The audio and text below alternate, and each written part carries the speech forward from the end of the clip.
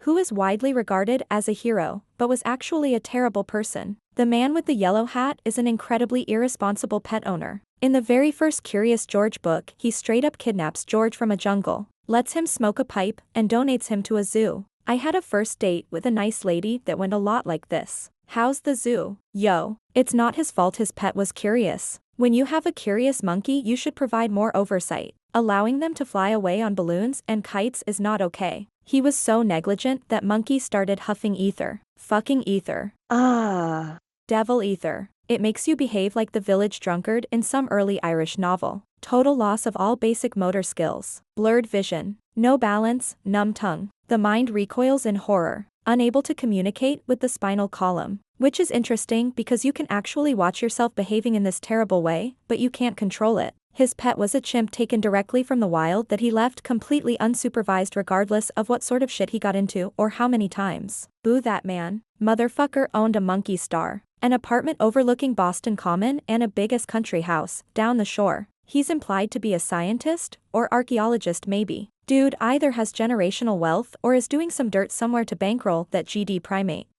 George is repeatedly referred to as a monkey, but he doesn't have a tail, leading me to believe he's really an ape, and yellow hat guy just looks even shadier. George is a Barbary macaque, which is the only species of tailless monkey. I know this BC. My 5-year-old was watching some song about if it doesn't have a tail it's an ape, and he had questions. NHL star Bobby Hull, a hero to young hockey fans like myself and member of the prestigious Hall of Fame, was extremely physically abusive to both his wives. An autopsy was performed before he was buried, and his brain was riddled with CTE. The look of the injuries strongly suggested he'd had it for most of his playing career. Helmets were not introduced in the NHL until 1979. Hull was 40 and retired the next year, too late for a helmet to do much good. There is a lot of PR about CTE among NFL players. Yet football players have been wearing helmets since well before WW2, with serious protection in place by the 1950s. If they get CTE despite the helmets, perhaps it is time to have a closer look at hockey, rugby, and other contact sports. Just a thought. Yeah. Contact and especially combat sports are absolutely fucked. We're essentially seeing people destroy their bodies and brains for entertainment. Way too much money tied up in them for anything to be done about it, unfortunately. I have this theory that CTE is far more prevalent than we realize. We take notice with exceptionally violent examples, but I believe there is a huge spectrum of people with CTE in this country, causing seriously adverse effects on our society at large. Good point. I read somewhere that there's a big correlation between homelessness and brain injury. That a large number of people who are currently homeless had some kind of brain injury prior to being homeless. Also correlation between head injury and involvement in the criminal justice system. Bit of an odd one, but Coco Chanel, not a hero in the traditional sense, but in fashion history she was a massive pioneer in bringing more comfortable and less restrictive designs to women. She saw and participated in the change from women having to wear corsets and gowns to being able to wear pants and work clothing, which was a massive thing for feminism. However, she was quite literally a Nazi. When Chanel died, the First Lady of France, Madame Pompidou, organized a hero's tribute. Soon, French intelligence agencies released damaging documents that outlined Chanel's wartime involvements, quickly ending her monumental funeral plans. Source: C-section called death. French intelligence. Oh no. You don't. Jesus, we need some consequences for bad actors like yesterday. She leveraged her Nazi connections to attempt to steal the entire Chanel company from its Jewish founders. She personally reported them, initiated the process to steal their shares, happily tried to see them get carted off to concentration camps and murdered, but they fled to New York. And she was extremely close to getting away with it. It was only the fact that the Wertheimer family had the foresight to transfer their shares to Felix Amiot, a non-Jewish person who did not steal the company, before Coco's scheme had time to work. She was cartoonishly evil. Edit. It's scary how many responses are well. It's her name and she only got 10%. Why wouldn't she take her company back from those greedy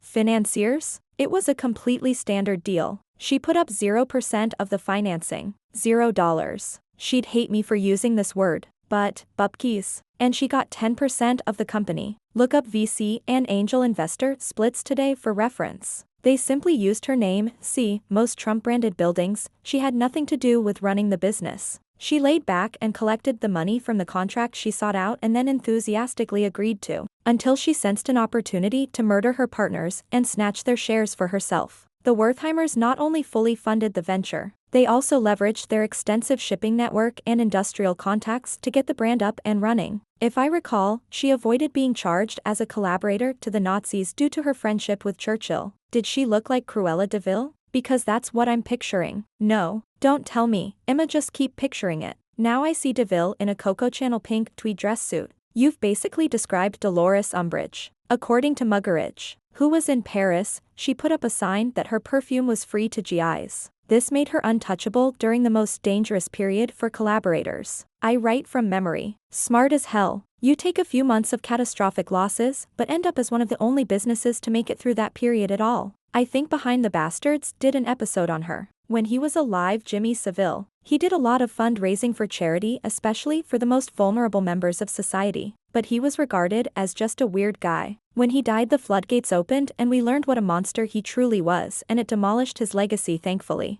He wasn't just horrible. He was truly out to destroy mentally ill, sick and vulnerable people. The stuff he got away with is absolutely sickening. And don't forget the dead too. He had his own room in the morgue at Leeds Hospital. Well, that's enough Reddit for today. That's the issue here. He lived a full life and never suffered any consequences. A tainted legacy means nothing to him when he is dead. World isn't quite fair, is it? Ugh.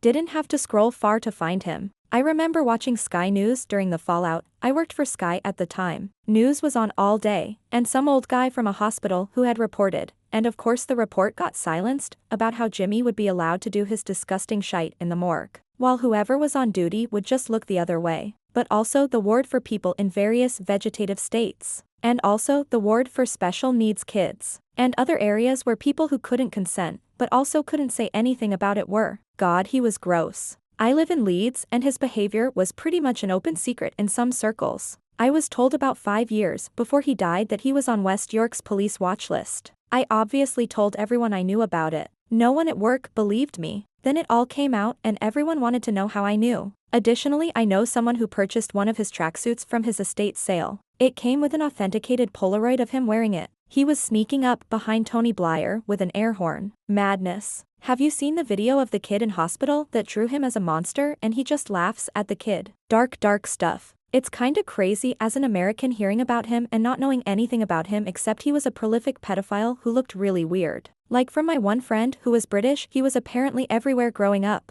Like a British Mr. Rogers mixed with Oprah and now mixed with Jerry Sandusky. Saw a documentary about it on Netflix or something. And it just feels weird not knowing about someone who was such an icon for such a long time. He literally was. I remember growing up in the 90s, by then his legacy relevance was starting to fade. But he was still highly regarded for what he did for charity. But then my dad always thought he was a nonce and I wasn't allowed to watch anything with him. Let's not forget that Johnny Rotten called him out in 1978 and got banned from the BBC. It's like Weinstein. People knew but chose not to support the victims and play dumb to further their careers. Anyone who spoke up got blackballed via smear campaigns. Maybe not a hero, but Steve Jobs, so rightfully, gets a lot of praise for saving Apple, but more importantly to most, the invention of the iPhone and ushering in the smartphone era properly, since before that, Blackberries were the realm of business folks where the iPhone was aimed at everyone. Anyway, he was a cunt to everyone. Rather than retype it all, here's a decent summary. I didn't know the part about him cheating someone else out of an organ after his stupid raw fruit diet didn't cure his cancer. If I recall, he had something that was 95%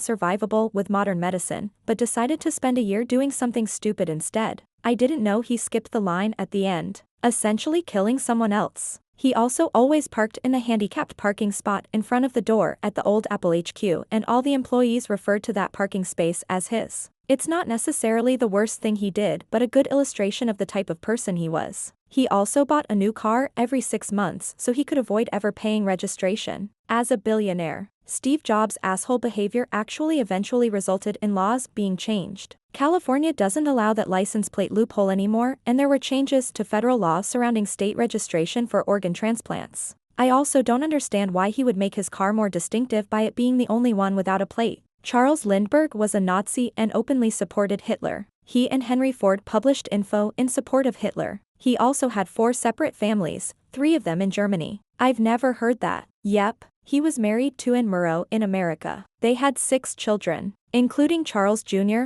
the Lindbergh baby. Between 1958 and 1967, he fathered 7 children in Germany with 3 women. 2 of those women were sisters, and the other was his European secretary. His wife and their kids found out when he died, but it was not made public till Lynn died. I'm currently reading about Lindbergh. Suspect No. 1. The Man Who Got Away. I just started it. It's full of interesting facts, speculation, and publicity seekers. The moral character of Lindbergh should have been questioned more. He was a piece of work, and possibly murdered accidentally through a fall, while attempting to joke around with his wife/the nanny. I had heard a little about the other family but didn't realize there were multiples. I don't recall the source, but a twist to the thought he may have been behind the kidnapping is that the baby had some major health problems, which really embarrassed Lindbergh due to his belief in eugenics. Picasso. I came here to call Pablo Picasso an asshole, because he was. Henry Ford was a great innovator in manufacturing processes, and he was a great anti-Semite, racist, KKK affiliate, and general scumbag of a person. Calling him a bigot doesn't even begin to scratch the surface of how bizarre Ford as a person and businessman was. Ford had very strict rules for his workers that extended to their home life and had an entire 200-person department of the company dedicated to spying on his workers and making sure they were model citizens. They would show up at workers' houses unannounced and interrogate people about their drinking habits and children's schooling. He set up an entire company town in Brazil called Fordlandia, where he essentially tried to recreate small-town America in the middle of the Amazon jungle with zero regard to how different the culture of the natives working for him was. It had worker revolts, pests, and ultimately lost the company millions of dollars. On a lighter, but still bad, note, he also used his wealth to promote square dancing through community events, schools and books. He thought that jazz was a Jewish plot to corrupt the young, so he wanted to encourage more white alternatives. Guy was racist, anti-Semitic and weird. Is this why we all had to square dance in elementary school? It is. Fuck, a huge shoe just dropped in my life. Now drop the other shoe. Heel and toe. You forgot the best part. The only recreation at Fordlandia was golf and square dancing because he believed it was the most moral pure form of recreation. However, there were only men at Fordlandia, so the couple's aspect of it must have been fairly awkward for the locals considering they also were probably exhausted from 12-hour days in a factory. Needless to say, when also combined with the lack of alcohol available at Fordlandia, the entire experiment ended in a riot by the employees. It's a Jew flattening machine. You see a Jew, and you flatten him. Can we use it to go places? It's a Jew flattening machine. It's not what it was designed for. Homie got name dropped in main camp after all. Oprah, and Ellen, and Dr. Oz. Anyone else we're missing? Oprah, not so much a hero, but widely regarded in the industry, but she's done so much damage. Foisted Dr. Phil and Dr. Oz upon us. Gave a platform to Jenny McCarthy and her anti-vax BS. Also John of God. Then there's all the scandals with her school in Africa. Horrible person. Behind the Bastards did a whole 6-part series on Oprah. It's worth a listen. They have episodes on Dr. Phil, Dr. Oz, and John of God, too. I love Behind the Bastards. She also had a Brazilian faith healer named João de Deus in her show and promoted him. He was a sex offender who raped over 600 women.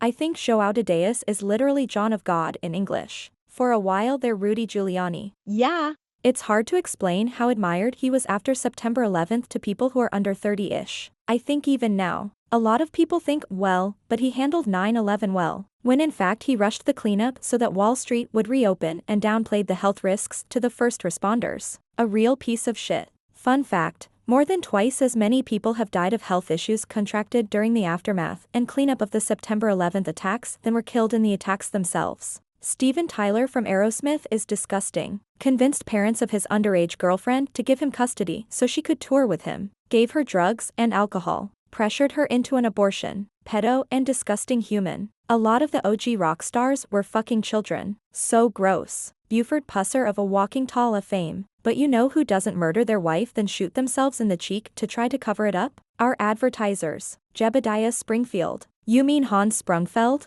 The murderous pirate? You're banned from this historical society. You and your children and your children's children. For 3 months. Henry Kissinger. Once you've been to Cambodia, you'll never stop wanting to beat Henry Kissinger to death with your bare hands. Anthony Bourdain. People consider Kissinger a hero? It's more like his legacy of wrongdoings is swept under the rug without being pointed out. Officially, he's still considered a decorated figure in the USA, from what I've seen. He also won a Nobel Peace Prize and lived to be 100 years old without any formal condemnation. Mainly, though, I just wanted an excuse to point a finger at him. I hate that motherfucker. Political satire became obsolete when Henry Kissinger was awarded the Nobel Peace Prize. Thomas Edison. He's praised as an inventor, but he stole ideas, exploited his workers, and even electrocuted animals in public just to smear Nikola Tesla's name. I loved that tweet that said Elon Musk is the Thomas Edison of our time, and I mean that as a slur. He also inspired Hollywood, because he fiercely fought over the patents for the cameras and they had to go to the opposite side of the country to illegally shoot movies. Henry Ford. He abused his workers, funded the Nazis, and hired thugs to violently attack labor unions. But for some reason he's considered an American hero and praised for introducing the 5-day work week, something he had men killed to try to prevent. Joseph Smith. A conman with his magical powers. The whole Mormon faith is built on fictional myths and characters. The original of Trust Me Bro. Tom Cruise. 5 minutes of Googling about him and his church will give you shivers. And people praise for being a great film star who does all his own stunts. He does his own stunts because he thinks space aliens have given him superpowers. Edit. A lot of people are saying that A. Scientology is no more weird than other religions, and B. Having weird beliefs doesn't make you bad. Scientology is the only religion that has their scriptures behind a paywall, and as for Cruise, he doesn't allow Nicole Kidman to see their children because she left the church. Katie Holmes had to do a midnight run with their daughter knowing that was the only way she could leave the church and still be allowed contact with their child. Cruise's wedding and his house is staffed by indentured church members who aren't paid and can't leave. His best man is Scientology's Pope David Miscavige. Miscavige's wife Shelley has not been seen in public for many years and is believed to be held captive against her will. Cruise is second in command and chief salesman for a religion that regularly separates members from their families and their wallets. Yes,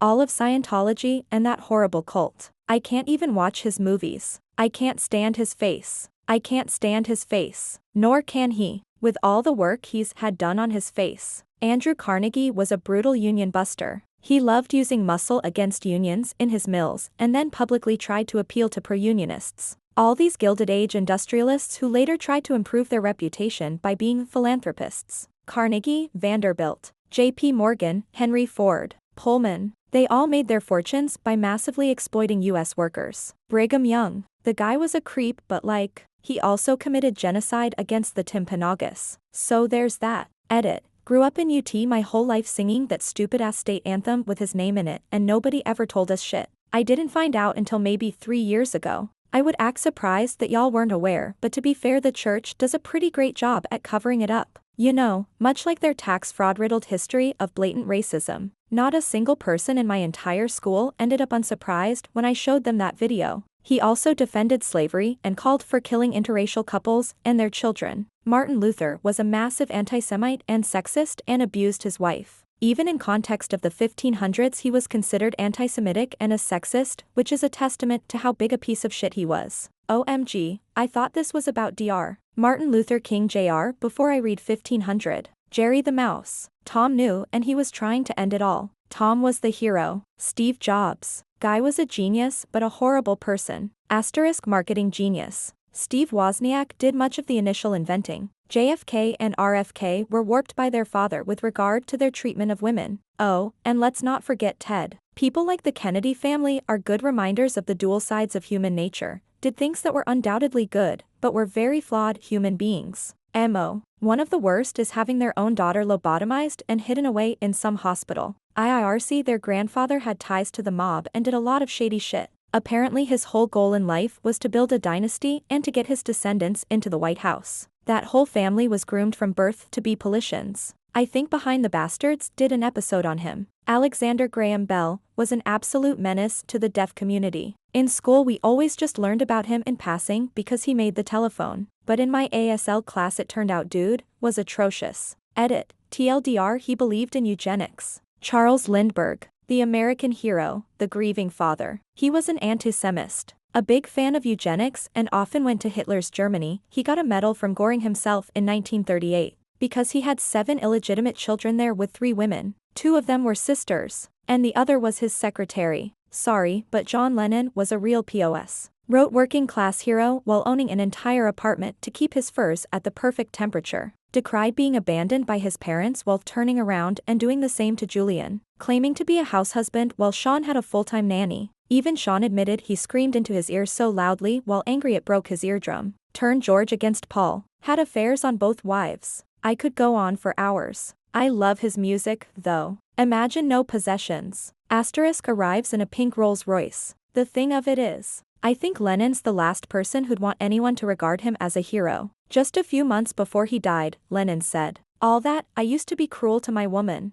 I beat her and kept her apart from the things that she loved. Was me. I used to be cruel to my woman, and physically. Any woman. I was a hitter. I couldn't express myself and I hit. I fought men and I hit women. That is why I am always on about peace. You see, it is the most violent people who go for love and peace. Everything's the opposite, but I sincerely believe in love and peace. I am a violent man who has learned not to be violent and regrets his violence. I will have to be a lot older before I can face in public how I treated women as a youngster. The world treated him like a hero and a martyr after his death, but in life he was a complicated, unhappy person with anger issues and a lot of trauma. He hated the way people worshipped him and the Beatles." Douglas MacArthur. Stranded 90K troops in the Philippines, trotted off to get his Medal of Honor for losing an entire country. Shameless liar and glory stealer. And he had a 16-year-old love slave. Pretty sure Kellogg was weird as hell. I think cornflakes were invented as an anti-wanking aid. He was an absolute weirdo. Kobe Bryant. Came to post this name. Bryant admitted on record to have choked his victim and her never consenting to have sex, yet claims it was consensual. Somehow the media and public opinion decided to portray the teenage victim as an antagonist. And once she and her family decided not to testify in the highly publicized case after her name was accidentally leaked,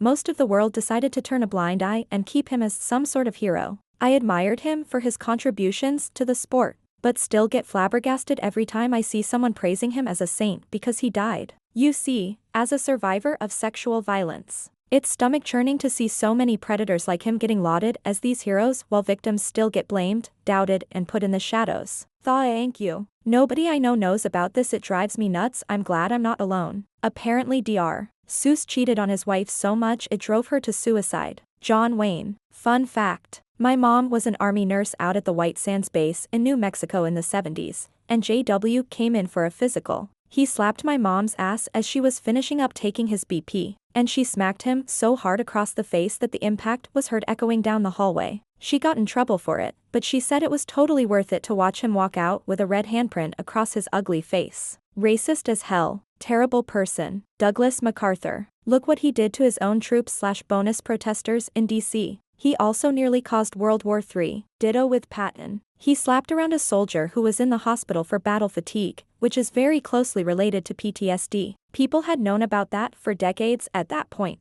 Eisenhower sent him a letter that included, but nevertheless, if there is a very considerable element of truth in the allegations accompanying this letter, I must so seriously question your good judgment and your self-discipline as to raise serious doubts in my mind as to your future usefulness, and basically sideline him as the decoy general for D-Day. He did break through to the 101st Airborne during the Battle of the Bulge. To this day the 101st still say that wasn't needed and he could just fuck off. Alexander Graham Bell, widely remembered as inventing the telephone, was an entitled POS who used his wife's fortune to hire lawyers to bully other inventors out of patents, or outright steal patents for inventions wholesale. He himself was an incompetent, small-minded, and cruel man whose own initial design would have never worked without the theft of Elijah Gray's. Steve Jobs. Ferris Bueller. He was a terrible friend to Cameron. Edit. Responses. 20% the entire day with Ferris was Cameron's hallucination. 30% Cameron was lucky to have Ferris as a friend.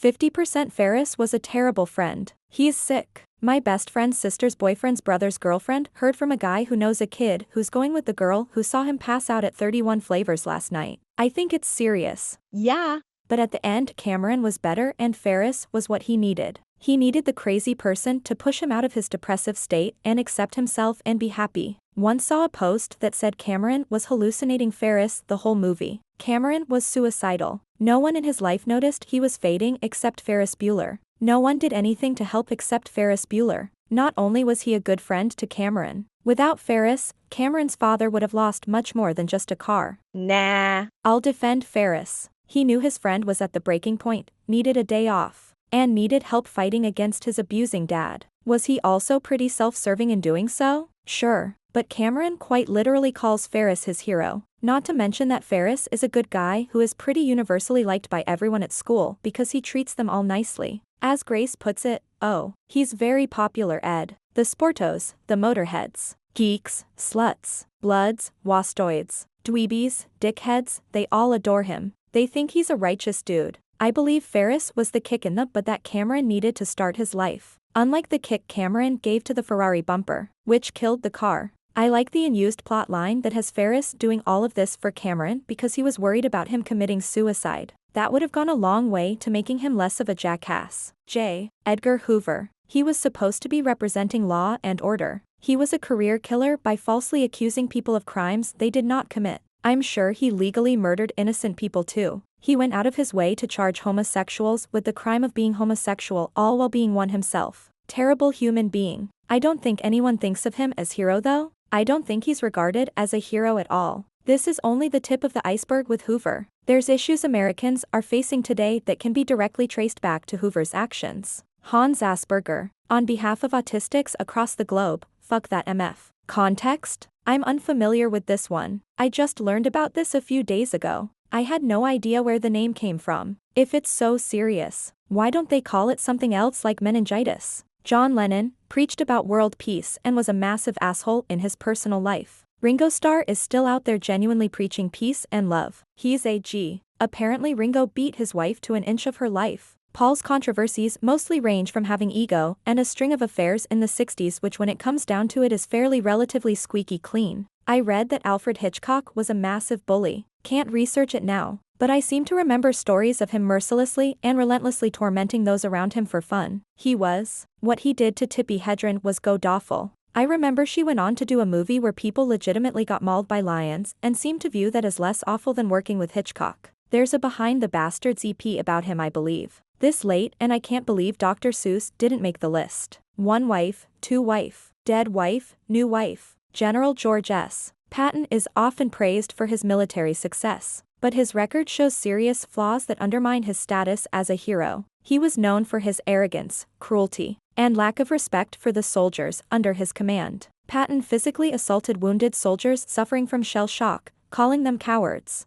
And his obsession with personal glory often put lives at unnecessary risk. His open admiration for authoritarianism and his racist, anti-Semitic remarks further reveal a man whose character falls far short of heroic. A fun fact about Patton is that he believed in reincarnation. He believed that he was a legionnaire in the Roman empires in a previous life. Gandhi likes to nuke people, so didn't he force his wife to die of a preventable illness as well? Also sleep in bed with underage girls. One more turn. Just came here to make sure Keanu wasn't on this list. He waved and smiled at me once when I was a teen in 2004. I was staring awkwardly out a car window at a red light while he was leaning against a building by himself. He was in town filming The Lake House. I wish I could redo that moment in time.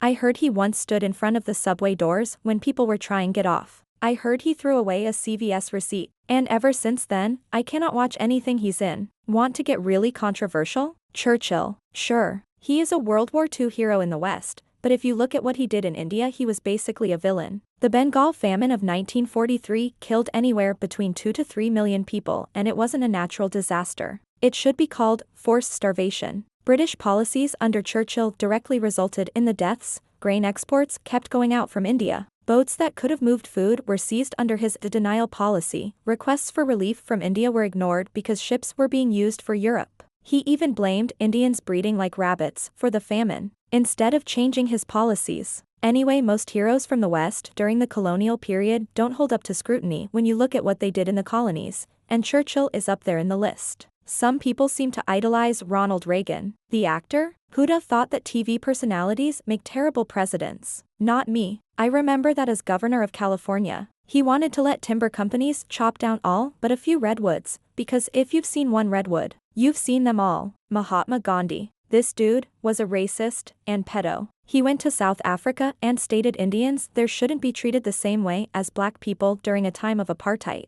and also had a questionable relationship with his niece and other women in his cult by taking advantage of his position as leader. Brett Favre. Henry Kissinger. Cunt got a Peace Nobel Prize for funding dictatorships all around the Third World. Hulk Hogan. Woodrow Wilson. He may have led the nation in World War I, but he was a racist. He resegregated the military and civil service at a time when Black Americans were making progress. He set race relations back 50 years. Christopher McCandless, folk hero of Krakauers Into the Wild, actually a misguided asshat who broke into cabins and stole other people's emergency rations. And died because he ignored literally everyone that knew everything he didn't. The group from the Alamo. They were fighting because Mexico had banned slavery, but they wanted to continue using slaves. They were essentially like the POS Bundy group from a few years ago. Pete Rose. Egomaniac, constant liar, habitual gambler and admitted pedophile. Sir Topham Hatt. Why does one man control so many trains? 100% a seedy mob boss. John Lennon.